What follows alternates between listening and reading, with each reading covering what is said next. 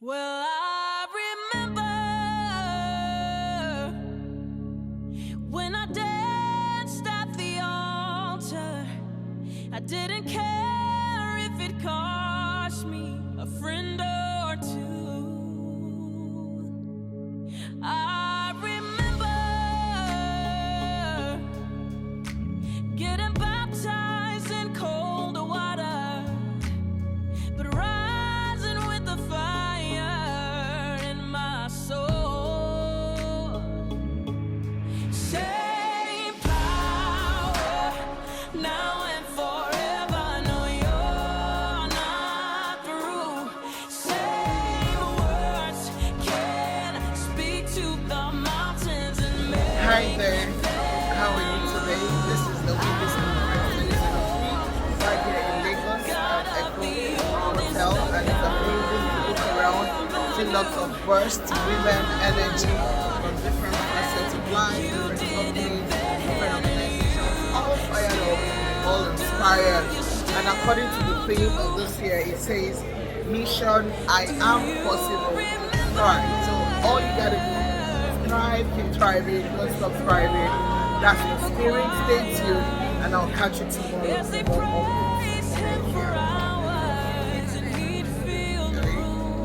Yes, it's me, Madam J. We fixed 2020. We are possible.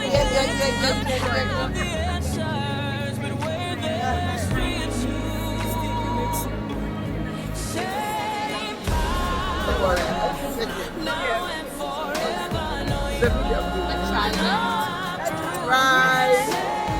The conference is not done. The moderator is inviting We are possible. very positive. You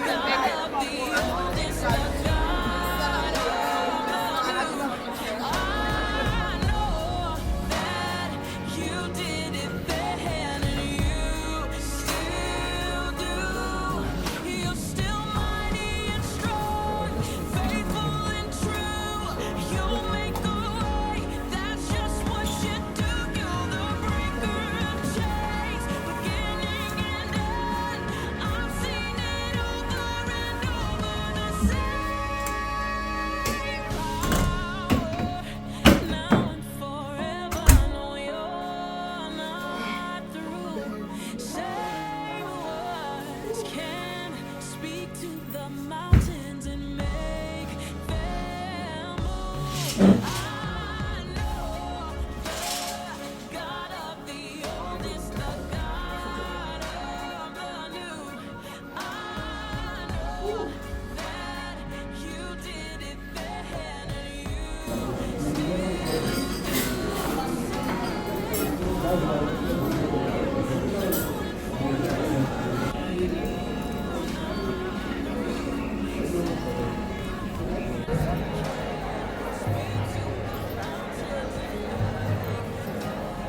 A bit, and then I will begin to call people. But just to say that the parenting world has changed, we all know that, we all agree.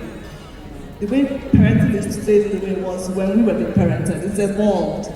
And cross-cultural norms, the Japa syndrome, working in different countries, so many things have come together to make parenting more difficult, dare I say, or more intricate. Because the truth is that no matter what career heights you reach as a working woman, as a working man, no matter what you achieve in life, you want your family intact, you want your children to turn out well, you want your parenting outcomes to be positive. And that's why we're here discussing this important topic today. So welcome, please clap for yourselves. You have been amazing since morning. It's not easy. You know, and also, half of them, they've done well. They've done well. Done a fantastic job. So I'm going to hit the ball rolling by calling our panelists very amazing people, amazing set of people, very well-learned people in the parenting space. Parenting is one of those things that's difficult to teach. You know, people always ask, what are you going to teach me about parenting? What are you going to tell me? But there's a lot to learn.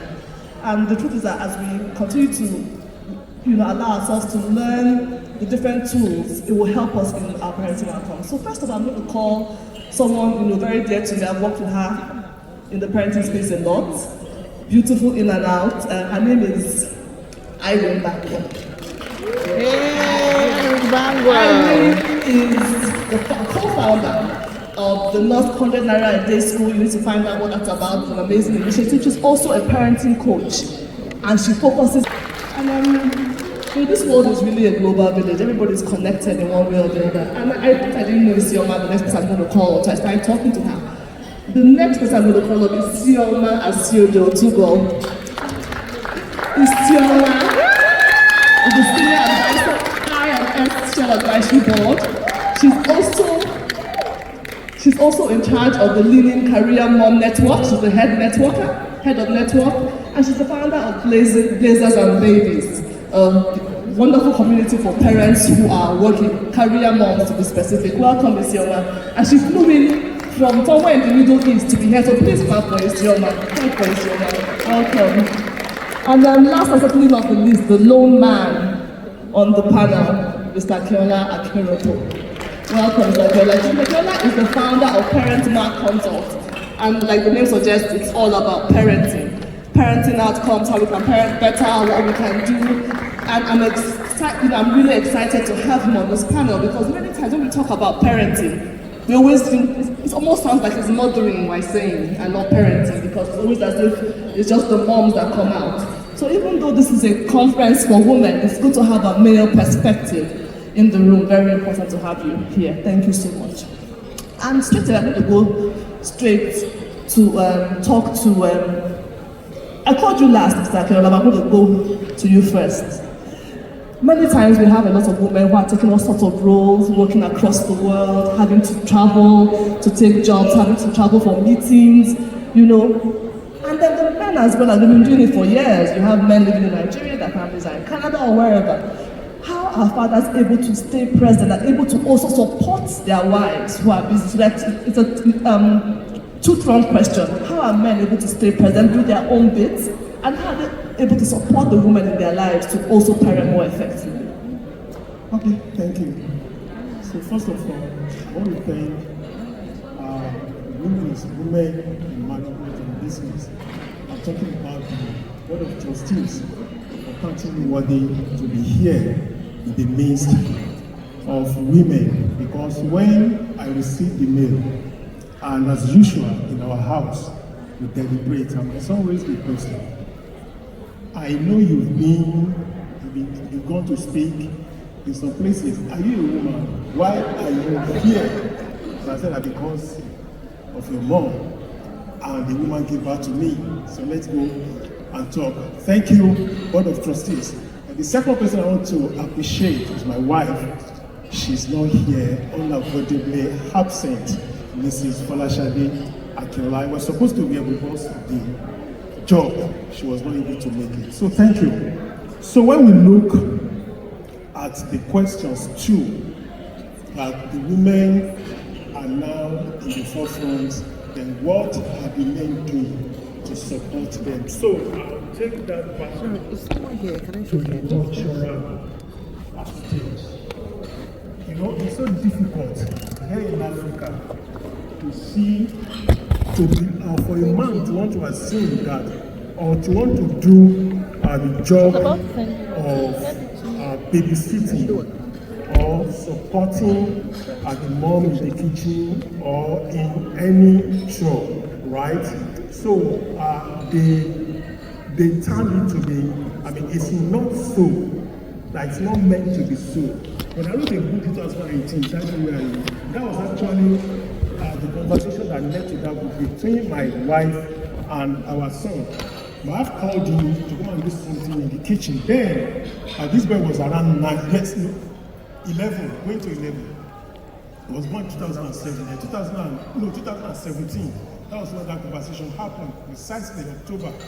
So, and he bluntly told my wife that it is not the job of men or boys to be in the kitchen. Please call my sister to do it. So my wife was livid. Why would do that? My wife called me that and said I shouldn't beat this boy. This is what the guy said. I said, give the boy the phone. And the boy told me bluntly, he said, yes, Dad, I have never seen you in the kitchen. So it is not the job of boys to be in the kitchen. So when I told me, I said, I'm sorry, I take that full responsibility. So when I got back home, and I called the guy still told me. So it was a Thursday, then during rainy season. Fortunately for us, but unfortunately for the boy. And I said, what's going to happen henceforth? You and I will always go to the market to buy foodstuff. Then we bring it for your mom and your sister to cook. Is that okay? My boss said, it's perfect. So that morning I woke him up, let's go. And it was raining, and I was so happy. And if you know where I stay in Ogba. Ogba to Agege, that's Agege market, Abattoir, right? So when we drove to that place, the car park, it was still raining. I said, bros, let's go. My dad said, Daddy, let's stay in the car while we call those Abari to come and bring this. I said, no, you won't learn anything. I want you to learn. Yeah, let's go. So inside the rain, we pushed ourselves out. And I still made sure that we didn't stay at the nearby the car park. I was trying to I lied to him that what we wanted to buy is still in. And we walked about 500 meters away from where we parked. And we got there. I made sure that I argued the price. And he was just giving me a nudge. Daddy, this is okay. I said, no, it's not okay. Let us get the best. So I bought it. And this boy was smart. He reminded me that can't we buy what we needed for the whole month? I said, no. He wanted to make it just a one-off transaction. So we got home. We washed some meat and all those things. Then a week after, we repeated that for 6 months. For 6 weeks. 6 weeks. The 7th week, he reminded me, but then I had a speaking engagement somewhere. He now told his mom that the mom should drive him to that market so that he can come. So since then, that bad culture, I don't know who told him, I didn't teach him, but through conduct, I have taught him. He has never seen me there. So then, because of my busy schedule, I had to give him time to always do all those things, just for him to know that what we were raised with is no longer relevant in today's work, in today's reality. So we have men, we have women who are upwardly mobile people that in their respective spheres of influence, they get engaged up through in the morning, they leave home around 5 a.m. and they come back 9 p.m. So who does the work in the home? Like in my house now, my wife will have to go to work, come back by 6 p.m. But my own work is flexible. I work for myself. I could go and pick the children. I could cook, do some things before she comes back. It has never been a problem for me. So when we want to address that, we need to attack the root, which is the culture. And that is what I tell people. Culture is supposed to be progressive. The people who handled all these activities, the belief systems for us, they've gone. Some of them, we never met them. We only met all those belief systems that men are not supposed to do this. This is the job of men. This is this is that. But can we for once realize that these belief systems that were handed over to us 200 years ago, 100 years ago, were not without the input of those people who gave us. Why we say that they are not without the input of those people who gave us? So they gave it to us based on what they considered relevant at that particular time. And that's why they came up with this notion that women are emotional, the men are not, or men are logic. Yes, those things came out when men used to go to war. Men needed logic to win the war. The women stayed at home, but now we don't go to wars again. Nobody goes to war again. People go to war intellectually. Nobody goes to war with physical appearance, with the exception of some areas where wars are inevitable, right? But in major settings of the society, we fight with our brain. So those things need to change without necessarily losing value. So when we say culture, I'm not really against. I'm a cultural person. I love culture. I teach my children with Yoruba, proverbs, everything. I don't support it in a way whereby we lose us about any culture that wants to trample on the relevance of the society, that wants to trample on the human rights or rights of the other gender should actually be thrown out like a travesty of justice. Thank you so much. And I'm going to go straight to Sioma. You live outside the country. Children, you live and work outside the country. I'm sure it was work that took you outside. And your husband is here, and it's the new reality. We have a lot of families where they live apart, or a woman is living in, working in different countries, or we're doing hybrid work, we're here and there. What are the challenges that you have faced personally? Because you want to talk from your own personal experience, draw from that. Running a home, and how have you been able to help your family thrive? What tips do you have? What strategies have helped you in this mobile world that you live in? That is a very difficult question because I'm navigating, but I will share what I've learned so far, what I'm doing. And I want to just put some context. I went on this opportunity as a self-driven opportunity, and let's say God orchestrated opportunity. So it was not Japa, like the man is providing, he's the breadwinner, and he sends his wife and children for passport abroad. I wanted to grow a global career, and I have the potential to do that, and I chose to pursue it. So it's different dynamics. I'm the leading part of the Time to clap. Yeah. So that context is different. The moment I got this opportunity, I actually did one thing. I started educating myself around the impact on my kids. My kids are 10 and 7. I know most Nigerian parents, when they want to relocate with their kids, they don't tell the kids. They tell the kids it's a holiday, and then they go away with their kids. I found a lot of research that showed that when you do that, it impacts this child's sense of identity. It's almost like you're being narcissist. You just abducting your kids, you just feel like their friendships are not important, their opinions are not important. So when I saw that research, I decided to have a conversation with my kids about adventure around the world. And I bought a map of the world and put it in their room. So they were thinking, how do these people live? But they didn't yet know that I had an opportunity to go abroad. But the point I'm trying to make now is learner mindset and curiosity. There's a lot of research around parenting.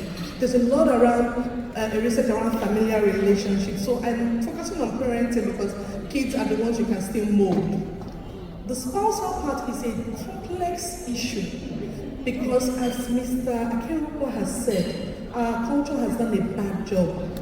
But a lot of our men, unfortunately, are still in denial of how bad the job is. They still think they are the best things in sliced bread. So navigating that complexity. So my own view was my children, they are still malleable and all that, and they were so excited. So I told them, we are going for an adventure. Take it like we're going for an amusement park. Some rides are going to be fun, some rides are going to be tough, but we'll get on all the rides. And it helped me. They came on the plane with me, we landed, and of course there been some challenges. One challenge is a challenge against your person as a human being. You grew up in Nigeria, I'm now living in Qatar, it's a Middle Eastern culture. What is normal in Nigeria, is not normal in Qatar, right? How are you ready to change? Or are you trying to force yourself to be, I'm a Nigerian, I must do my Nigerian things and wear my Nigerian. So there's the part around looking at the culture around you and your person and trying to find a new person that can adapt into that society. Because it's more difficult when you choose to be you can hold on to your identity and your person so much that you'll be a misfit and you're already a minority.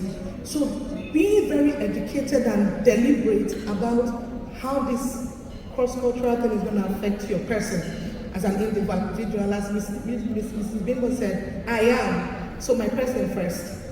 The next thing is my relationships, friendships, marriage, parental relationships, being ready for the evolution and navigating it. I already have the mindset that things are not going to be the same.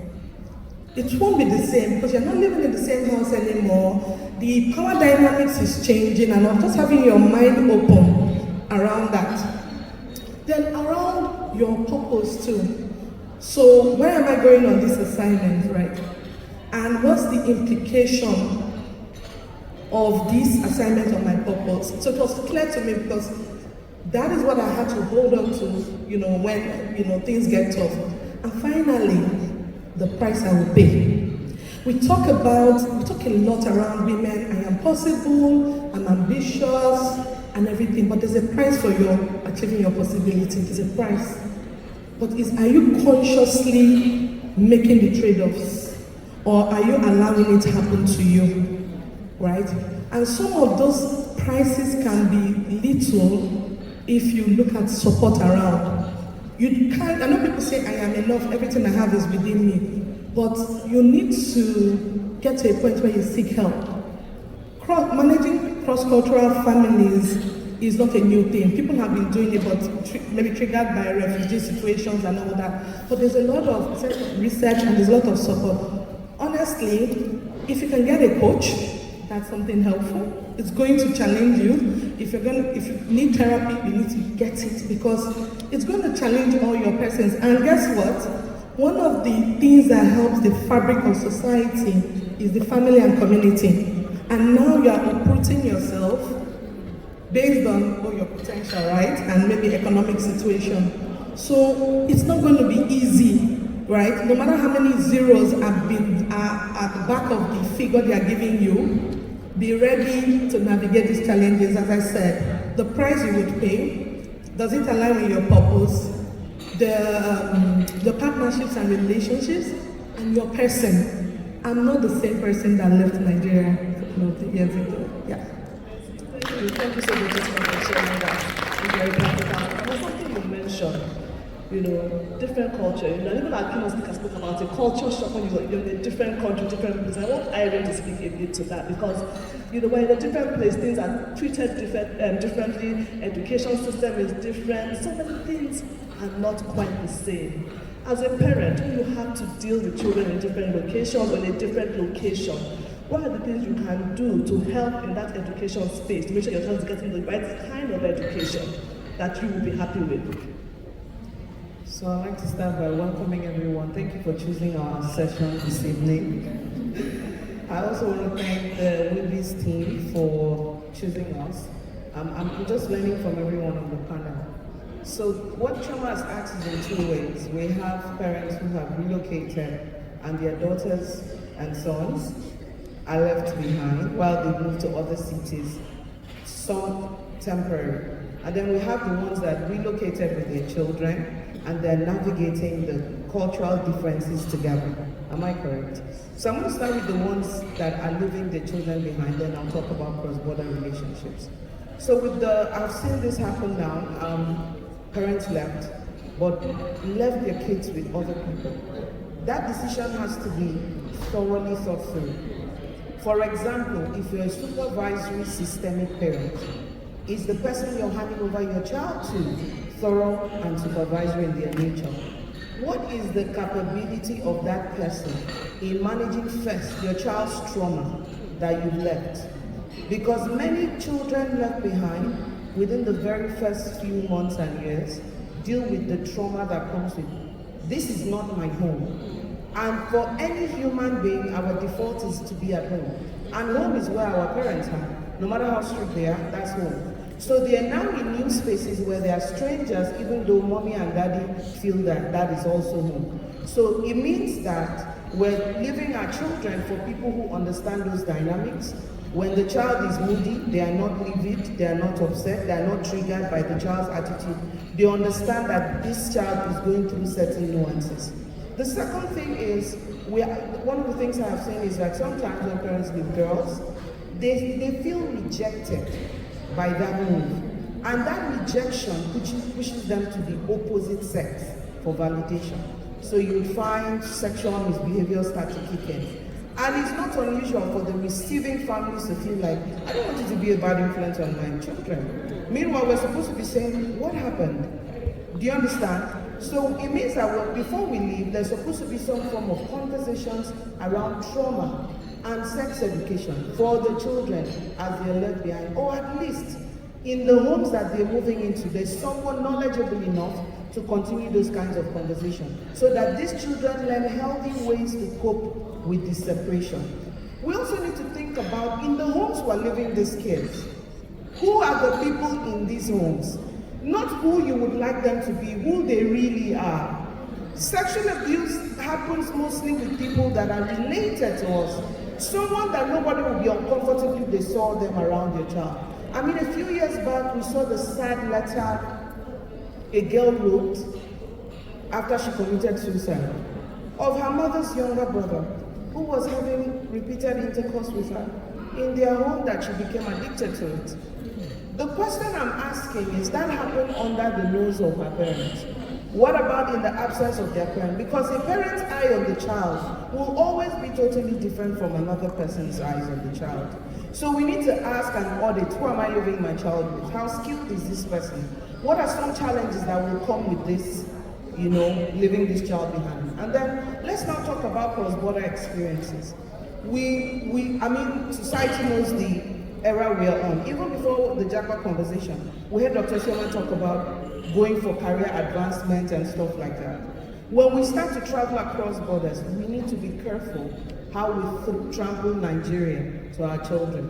What's the narrative we send about Nigeria to our children? Because if we have because it's white, it's gotta be right, your children are going to move into those cultures and believe absolutely everything that they see.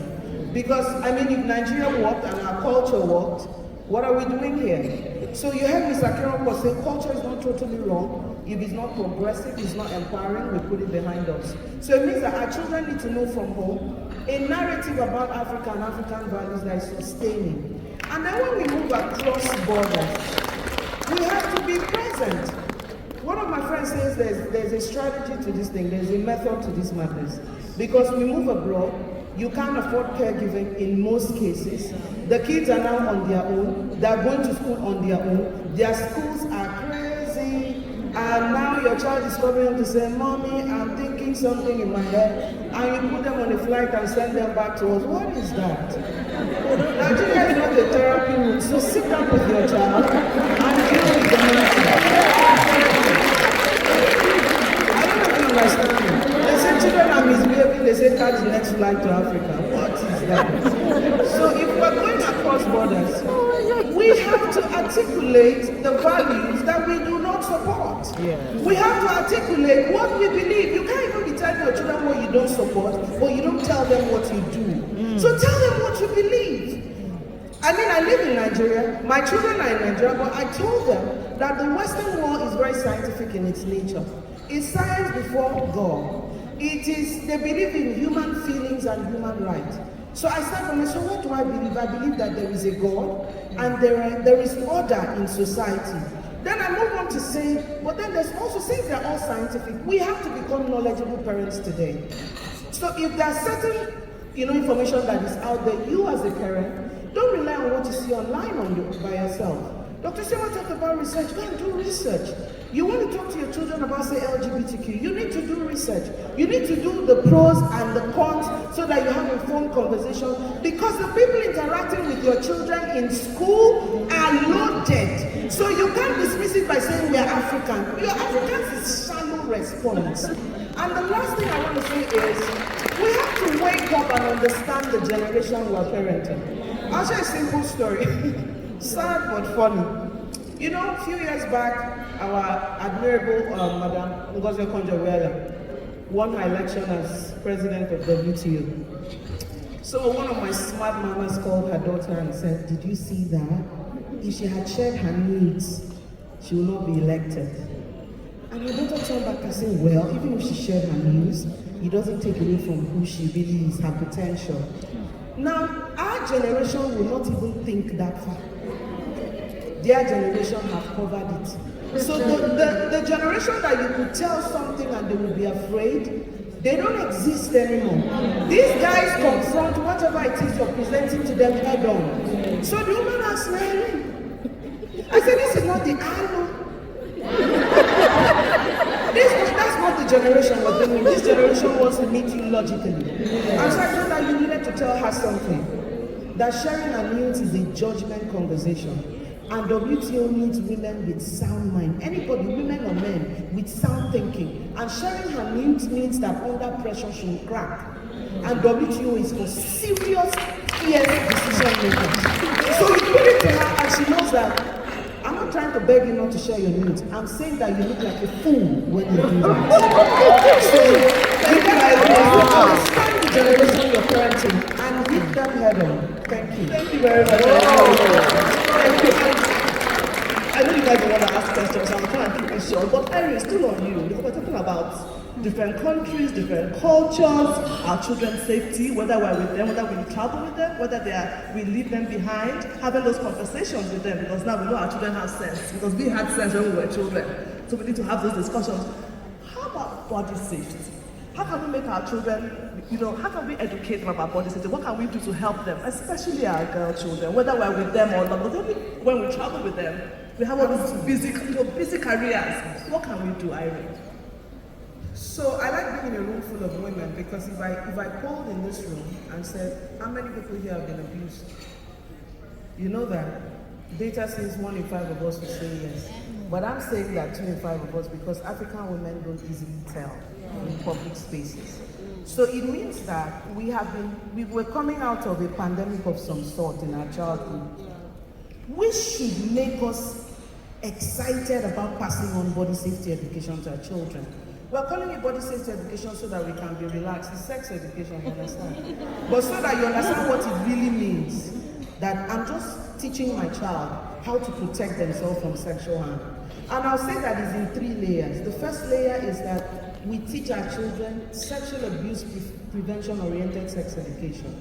And so you would find that as soon as your baby can say no, which is usually the first things they say, you can tell them what they should say no to.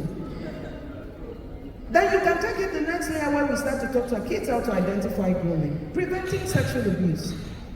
But I noticed that many parents don't realize that sex education can be under-provided. That means you're talking to a 13-year-old who wants to date, who wants somebody to like her, and you're telling her about public and private parts. That's like making Tom Brown for a teenager and telling them it's going to be nutritious. It's not.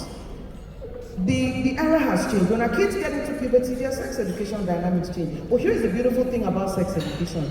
It is conversation. It is gisting. It can be done on the go. And the most beautiful thing about sex education is that it starts when you stop talking. So you've laid a foundation for the relationship, you've gisted them a little bit in an age-appropriate way, of course, about your childhood, and then you give them room to share their thoughts and ideas and their questions. So there's abuse prevention, but there's also the part where we start to switch. In recent times, on my home, I've started talking about dating education. Because like these kids come to my camp, after you tell them about abuse prevention, they understand that part. The next part is, I like him. And you can't be telling me that he's not trying to touch her, she wants him to touch her. The dynamics is different. I know you don't think I'm talking about your daughter, it's okay. It's okay. But it comes with puberty, it comes with the terrain, it comes with the media, it comes with online exposure. That they think that they are up to that age. So it means that the conversation needs to switch. But the third layer of it is, what about when our daughters make mistakes? And our sons? There has to be reparative strategies. Your child made a mistake, now they're labeled, now they're being dumbed down, now no one believes in them. Meanwhile, mistakes offer opportunity for the child to know the principles to overcome certain things. I'll give a practical example and end with this. I had the privilege of working with a child that was struggling with porn. Maybe you guys don't know, but porn is the fallout of COVID-19 pandemic and online learning. So if your child has not yet watched porn, I'm sure I'm talking about the child in your dreams, not the real one. Because if the real one has a device, they've seen it. So when I work with kids, I don't tell them, have you ever seen porn? Usually I say, when you saw it, what did you do? I've not yet met the child that said, I've not seen it. Hallelujah. So let's move on. So when this child started seeing porn, she lives outside of Nigeria. Her mother connected her to me. Before I met that child on her first session, her mother had bought her 3-4 books on overcoming it. That's what you should do. So when that child was sitting across me, it was like I was talking to a therapist. We were agreeing on terms. When we say you're not using the device, she was not disputing. So a child that has struggled, if they overcome it, nobody coaches them again. They know how to navigate. So now your child has failed, you have a remarkable opportunity to get them right up, to build the skills that they need to move on from there. But many of us are not seizing it. So if you've been in that place, find help for your child. Your child is going to learn how to lead themselves away from not just the harm where they fell, but how to prevent other reoccurrences in the future. Thank you. Thank you so much, Irene. And just to add to what she said about porn, many of us are in denial about certain things. The children of today, they have devices. If a child hears someone say pornography, they are going to go and Google what is pornography, and they will find out easily. So let's, understand the kind of world we are in and the way we need to change our parenting perspectives, our tools, and parent intelligence. You don't ask a 15-year-old, do you know what sex is? No, they've sailed that bridge, So you need to know that the kids you're speaking to, that if you're not speaking to them about what they need to know, somebody else is, and they might be telling them the wrong things. Thank you so much, Irene. So back to Isioma, you're talking, and because you moved for career, that was your main reason for moving, and you're in a different culture. And your parents, and you're trying to be present. As my friend said it this afternoon, to be present, you have to be present. And at times, you think about, being in the same room with your child. It's not always possible. You're at work, you're doing different things, you're on the computer. How have you been able to be a present parent to your children while achieving your career goals and doing all the amazing stuff you're doing? I think another thing I should say is that I moved not only for career, but also to become a more present parent. I found out that when the role I was doing in Nigeria was complex and was very operational. I think, let me give a backstory. I work in the energy industry. And as an ambitious person from a family of 4 girls and from the southeast Nigeria, you grow up with almost a resistance. You can be anything, right? Because every time your dad goes to the village, it's quite a shame, right? So I came into the workplace with the I'll be anything I want to be. And then I decided to get married and I fell pregnant. I cried because I knew with this feeling of nausea and everything, how can I go offshore? Because I'm an engineer, I'm a production engineer. And so I devised this plan and I looked around me.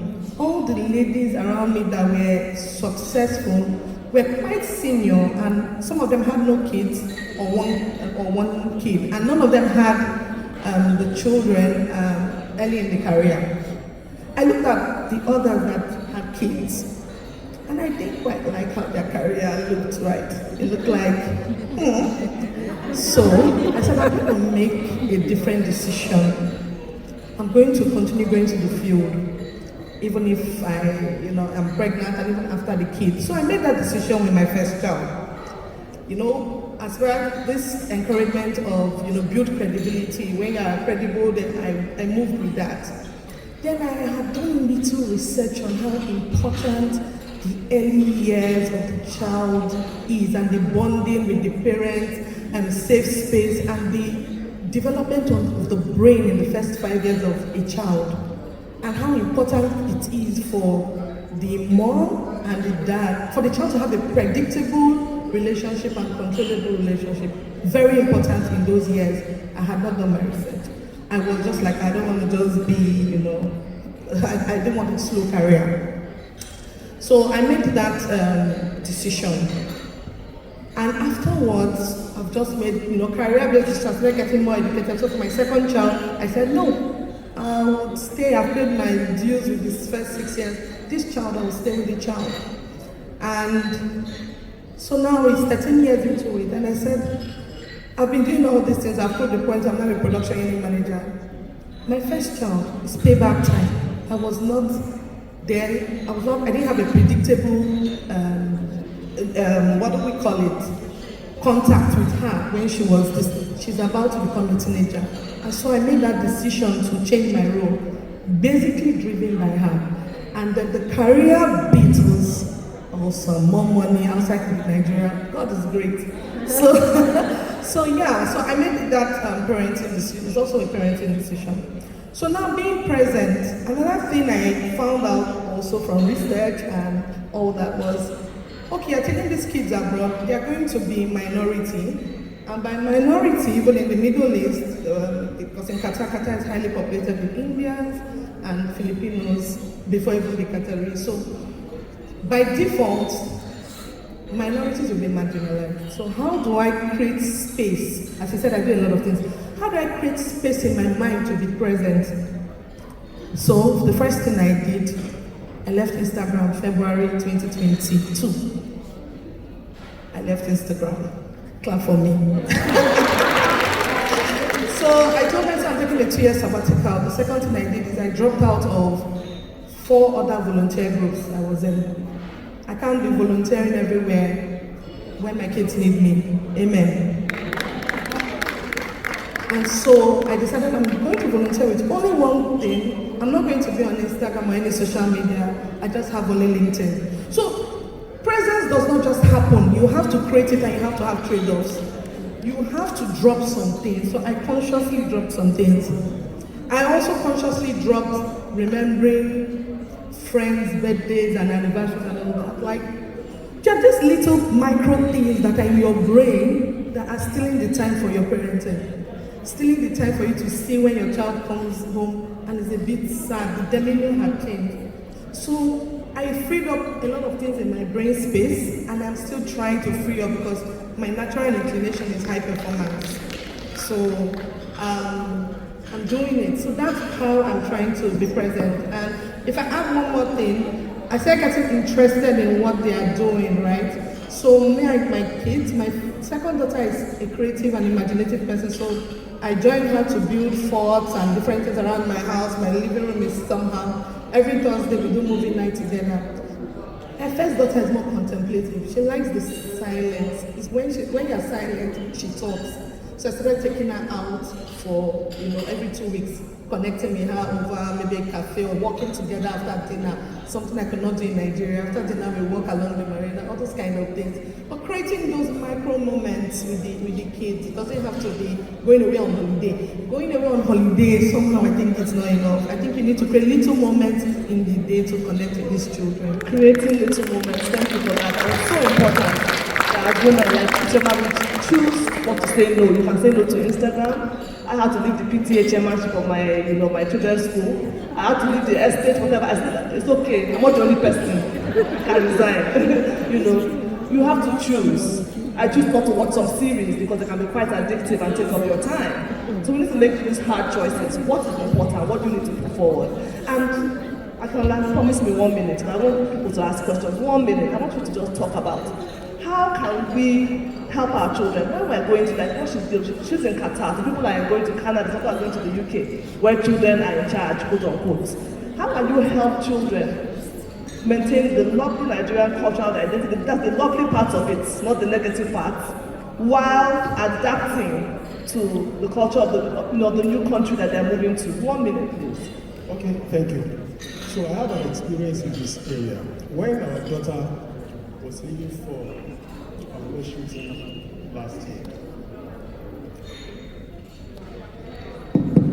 So I have an experience here. When our daughter was leaving for Washington last year, 2 years before then, we already drawn the plan. We have the domestic educational system we want for them, the 2 children. So before then, we knew one day they would go out.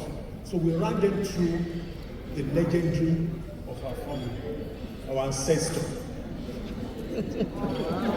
I made I made the family tree, I made them understand where we were coming from, who were their ancestors. As many as I was able to remember, I told them where my forefathers migrated from. Our forefathers migrated from Oyo town to Ibadan in 17th century.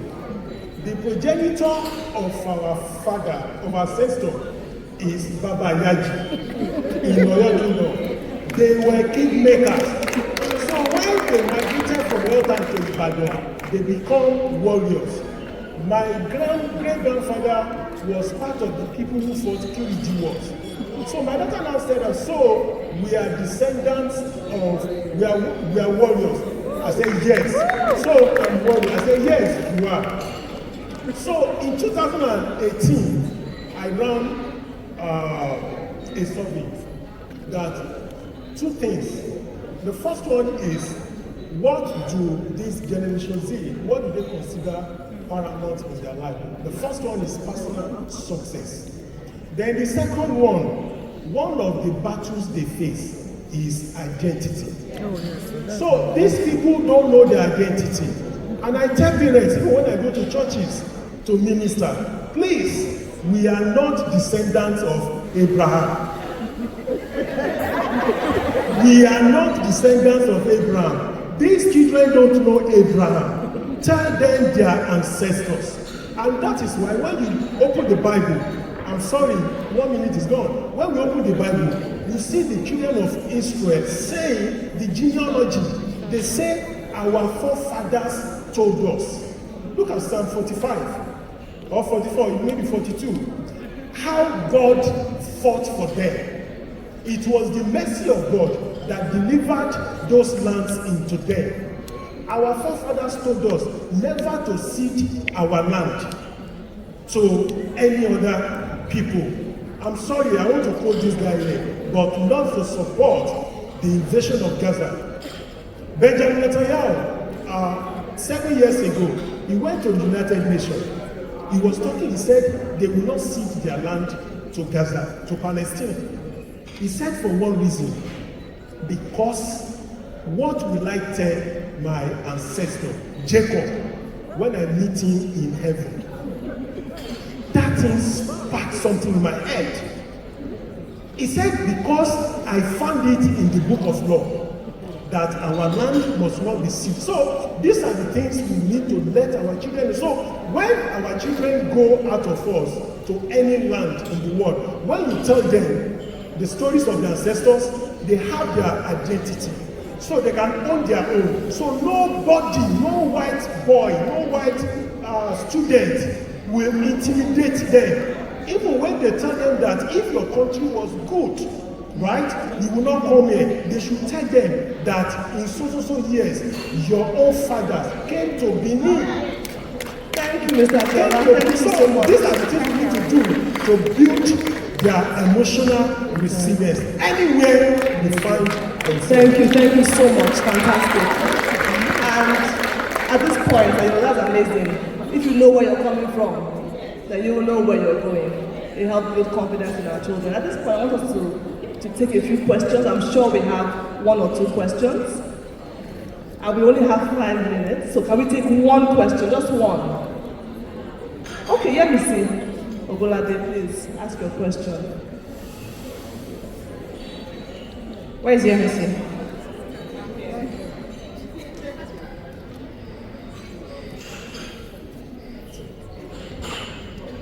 Good afternoon, ladies. Thank you so much, panelists. My name is Yemisi Ogolade, and I'm a principal consultant at Planter Advisory. One of the things I do is I support families with UK boarding school placements. So a lot of the concepts that you have sort of mentioned relate to our families. We're very practical in our approach, and one of the things we do is pre-departure coaching because we want them to understand the practicalities of the things that their children will encounter, and so that they can thrive. But what I find to be very concerning is the fact that we don't seem to have any, will I say, cohesive, coherent, structured resource base for parents. So for instance, a child going to Lumber of Kensington, for instance, has a challenge with drug abuse, you pick up the directory for the local authority and there's a helpline for that. I find it challenging. I need to refer parents for certain concerns that they have, whether it's gender identity or abuse, and there's no directory, there's nothing. What's the question? So I'm just asking, where do we start from in being able to create those kind of resources, that kind of structure for families to be able to benefit from? Thank you, Missy. I think we'll take one more question and I'll allow them. Please, the lady in orange at the back, in glasses. Please clap for her. Briefly, please, just get straight to the point so we can answer.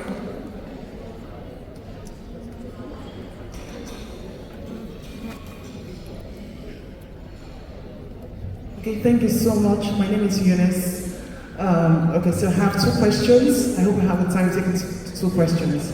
Okay, so one of the major issues that myself and my husband have faced when talking about the relocation,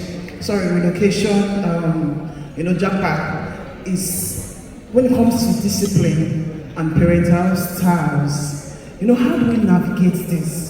How do we strike a balance? In Nigeria, we're used to it. When a child does wrong, discipline. The Bible says, spare the rod, spoil the child. How do I do that over there? And then the second question, I would just like you to share specific strategies. Okay, so in a multicultural environment where they're going to be in, how do I help my children to have like a very strong personality and still have that Nigerian factor to it? Yeah. Thank you so much. I think the second question has been answered already by Mr. Akinola to a large extent. I think it's already answered. And then the first question from Yemisi, I will answer for the panel. You need to put that together yourself. You have the resources. You have seen the problem. You know what to do. So I give you that challenge. Put it together yourself so people can come to you and get that valuable resource. Your first question. Discipline. Irene will take it. The first question, let Irene take that question. So I already know that you can never gather a parents' conference where somebody will not say, should I come or not? So I think that you have to be sensitive to the cultures you're going to. But I just want to also tell African parents that hitting children is a mediocre strategy to parenting. Hitting doesn't teach you what to do another time. The idea of discipline is that my child made a mistake or did something wrong. They need to learn why it is wrong. They need to learn what to do another time. I have seen too many cases where children do what children are supposed to do and they get spanked for it. So what does that mean? Now you face the challenge to now communicate. Communicate clearly, communicate expectations. And I mean, there's something that says, there's a principle that says people need to do something for about 60 days repeatedly for a new neural pathway to happen. That means if you want your child to drop the cup in the kitchen after eating, you have to supervise them for 2 months. It's expected. But in Africa, we are automated. We've not made robots, but we have expectations that our kids are robots. I'll say it once and they're going to do it. So now, fortunately or unfortunately, you're now moving into a climb where the real parenting actually begins. Thank you. Thank you so much, Irene.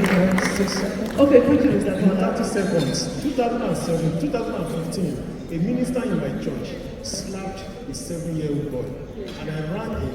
Why would you have to do that? The man charged at me that never in my life should I put my mouth when it's discipline, quote unquote. I said I kept short. So 2018, 19, he relocated. The same boy, he slapped that boy in 2021. The boy screamed. The man was arrested. The person that bailed him out was just his lawyer, immigration lawyer, because 4 years they have been there, no record of violence. So they now subjected, they commuted his punishment to attend parenting training. They had to spend $1,000. The first time he went for that training, he called me. He began to apologize. He was not sending assignment to me. I said, me too, I will collect my $500. Thank you so much. Thank you. Let us learn educational way of discipline before they move over there. Thank you, Mr. Akinola. Thank you so much. It's been a great time with the panel. Thanks for everybody. We've learned a lot. We need to have this conversation. organizations, and we can do it all if we have the right tools in our toolkit to parent effectively across cultures and across cultures and across borders. Thank you so much for being here. Thank you. Thank you to the moderator and the panelists for this deep dive session. One on modern day challenges of parenting and raising families across borders. It's as if we should have converted the panel to a full day retreat, right? Beautiful. Please welcome for the presentation, Dr. Celestina Eke MNI, Member Board of Trustees for Wimbys, to join them in this group photograph and also make the presentation on the stage. Can we have their bags, please? Group photograph. It's there, it's happening there. So Dr. Eke is with you. Amazing work, amazing. Photographer must be okay. Please hold on. Yes, thank you. Sorry. But I think they did an amazing job on this topic. And I think a lot of people went away with some very great. Okay, photographer is here. Wonderful. Thank you.